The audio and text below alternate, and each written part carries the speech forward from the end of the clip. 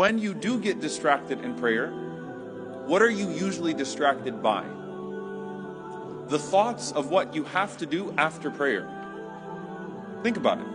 Most of the time, when you go in salah, the reason why you're rushing or the reason why you're distracted is because you're already thinking about the things that you have to do after prayer. So you're thinking beyond the prayer and therefore not enjoying the prayer that you're in. So you rush it.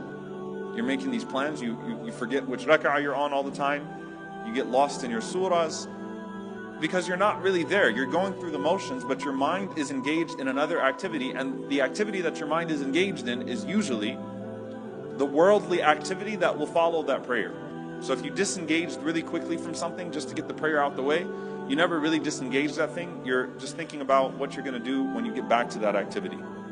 So your prayer is an interruption in your day, as opposed to being an essential element of your day and the most important part of your day, because it concerns the most important relationship of your life, and it is the most important thing that you will be asked about on the Day of Judgment.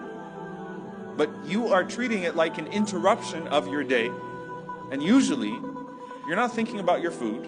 You're not thinking about, unless you haven't eaten and you're thinking about the lunch that comes after Salah, you're thinking about what's next in the day. You're making your plans. If you got a phone call coming up, what am I going to say when I talk to this person?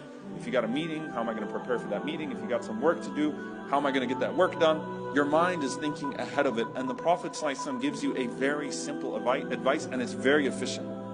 Don't think beyond the prayer. Catch yourself, stop yourself, and remind yourself, hey, this could be the last time that I get to stand before Allah in this life, and then meet Him, standing before Him in the hereafter, asked about how I used to stand before Him in this life.